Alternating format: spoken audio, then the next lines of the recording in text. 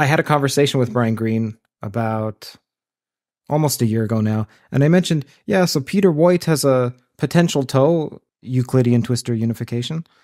And then he said, oh, does he? Oh, I didn't know.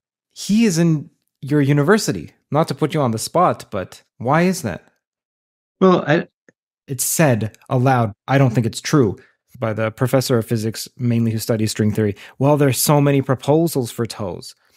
Yeah, there are proposals in your inbox, but there aren't serious proposals by other professors. There aren't that many serious proposals of theories of everything, at least not on a monthly basis.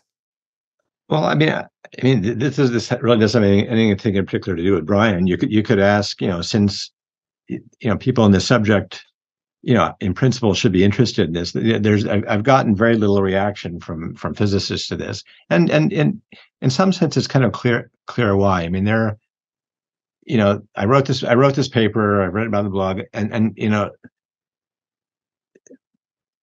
I've gotten no reaction in both cases. I don't have reaction from people writing, telling me that I talked to about it, or that are saying that, oh, this is wrong. This can't work for this reason. But, well,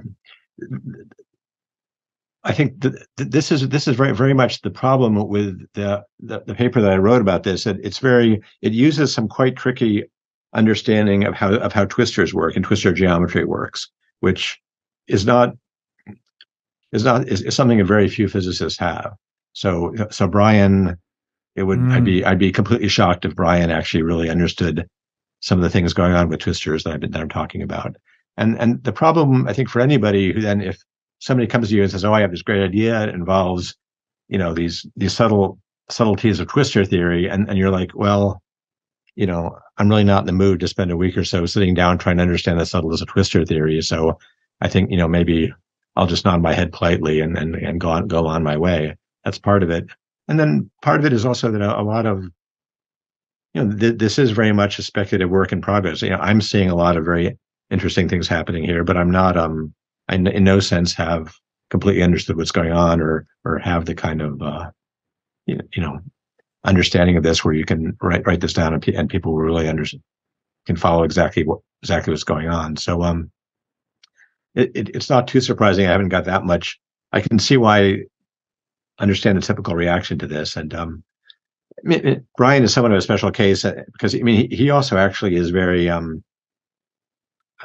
I think actually a lot of his effort has in recent years has gone into other things, especially the World Science Foundation Festival. I think is now more or less it's kind of mostly Brian Greene at this point. Yeah, and then it's so he's thinking about other things.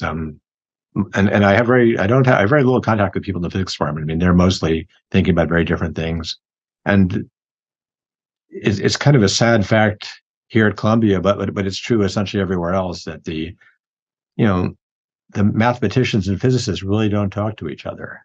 They're really separate silos, separate languages, separate cultures, and places where you have kind of mathematicians and physicists and kind of active and high level interaction with each other is very unusual. It doesn't happen very much.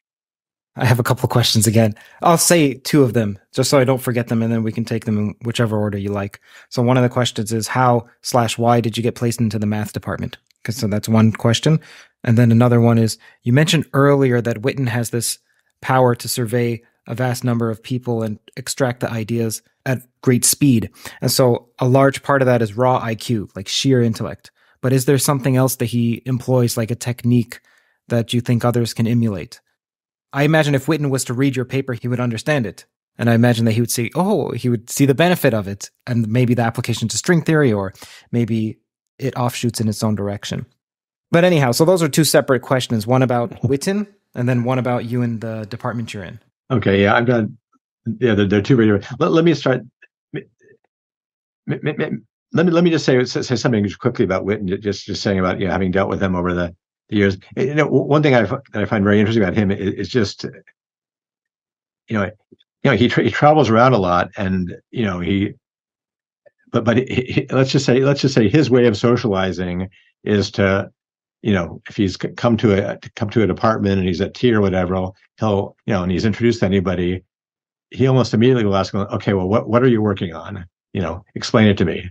And so just a lot of that's a lot of what he's done over the years has just been, trying to really be aware. And, anyway, I've said what I've been doing and tried to get him interested. He's, I know, he's, anyway, we'll see where that goes. Maybe I'll have more success with this new paper, maybe not. But he's responded though, or no? He has responded, but but it's more that he's kind of looked at it. The first version, he actually made some technical comments more about the beginning of it, but I think he didn't engage with most of what I was talking about. We're going to get back to the math question soon, the math department question. Yeah. But do you think a part of that is because there's a sour taste given your book?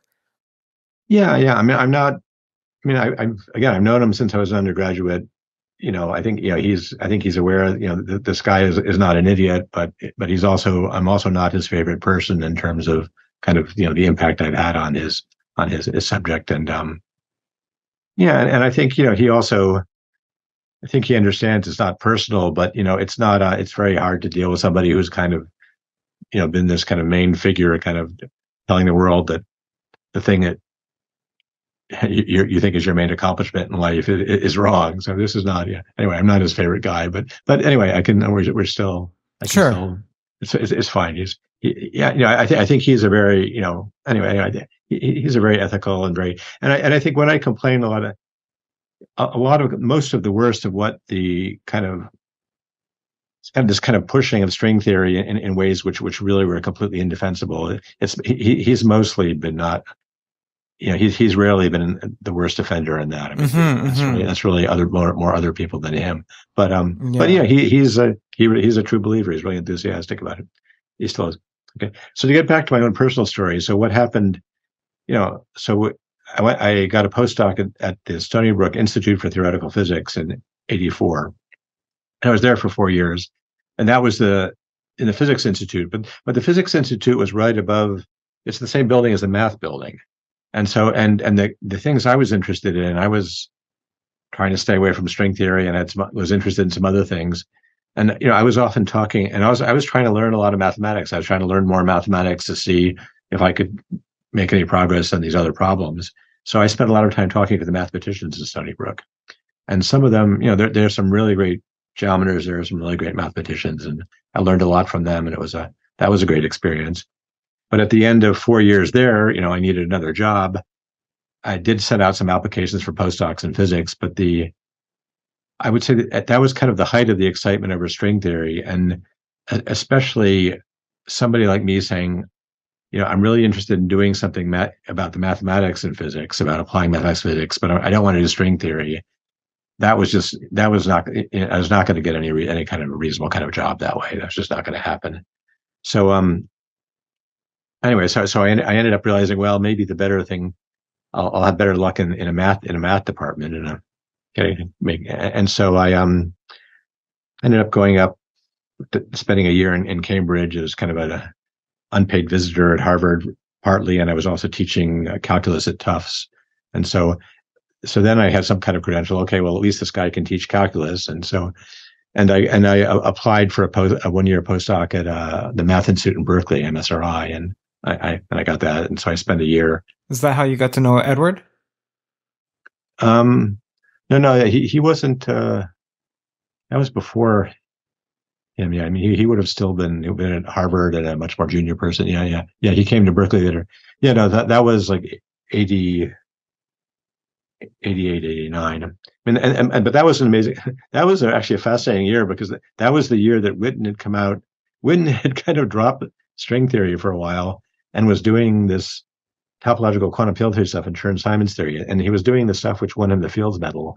And it was just mind blowing. Yeah, bringing together of ideas about mathematics and quantum field theory. And so most of the year was devoted to learning about that and thinking about that. And Witten came and visited, and Atiyah was there, and I actually had a lot of chance to talk to him, which was wonderful. And so that was a really fascinating year at MSRI. But If you enjoyed this Toe clipping, then the full video is linked in the description. You should also sign up for Toe Mail, which is again in the description and the pinned comment. You'll receive immediate access to all exclusive updates from the Theories of Everything podcast. It also helps me communicate directly with the core Toe community. You'll also receive my top 10 toes. Think of it as the intellectual version of Quentin Tarantino's Obsession.